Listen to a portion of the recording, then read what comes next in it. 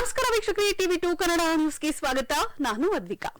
ಚನ್ನಗಿರಿ ತಾಲೂಕಿನಾದ್ಯಂತ ನಡೆಯುತ್ತಿರುವ ಅಕ್ರಮ ಮದ್ಯ ಮಾರಾಟ ತಡೆಗಟ್ಟುವಂತೆ ಒತ್ತಾಯಿಸಿ ಅಬಕಾರಿ ನಿರೀಕ್ಷಕರು ಹಾಗೂ ಪೊಲೀಸ್ ಇಲಾಖೆ ಐಜಿ ಹಾಗೂ ಡಿವೈಎಸ್ಪಿ ರವರಿಗೆ ಕರ್ನಾಟಕ ರಾಜ್ಯ ರೈತ ಸಂಘ ಹಾಗೂ ಹಸಿರು ಸೇನೆ ಮತ್ತು ಡಿಎಸ್ಎಸ್ ಸಂಘಟನೆಗಳ ವತಿಯಿಂದ ಮನವಿ ನೀಡಲಾಯಿತು.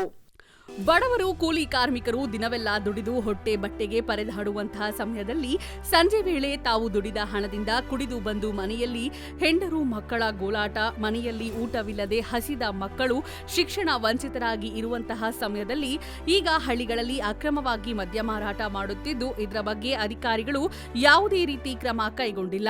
ಆದ್ರಿಂದ ಮುಂದಿನ ದಿನಗಳಲ್ಲಿ ಮದ್ಯ ಮಾರಾಟ ನಿಲ್ಲದೆ ಹೋದರೆ ಇದಕ್ಕೆ ಇಲಾಖೆಯ ಅಧಿಕಾರಿಗಳೇ ನೇರ ಹೊಣೆ.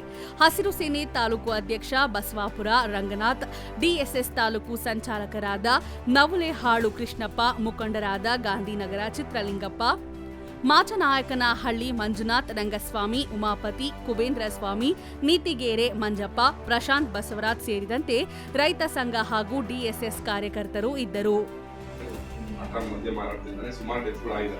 ಇದರಲ್ಲಿ ಈ ವಿಚಾರವಾಗಿ ನಾವಿವತ್ತೆಲ್ಲ ಸಮಾಜದ ಮುಖಂಡರು ಹಿರಿಯರೆಲ್ಲ ತಗೊಂಡು ತೀರ್ಮಾನ ಏನಪ್ಪಾ ಅಂತಂದ್ರೆ ಅಬಕಾರಿ ಇಲಾಖೆಗೆ ಸ್ಟ್ರಾಂಗ್ ಆಗಿ ನಾವೆಲ್ಲ ಕೊಡಬೇಕು ಉದ್ದೇಶ ಅಂತ ಹೇಳಿ ಬಂದಿದ್ವಿ.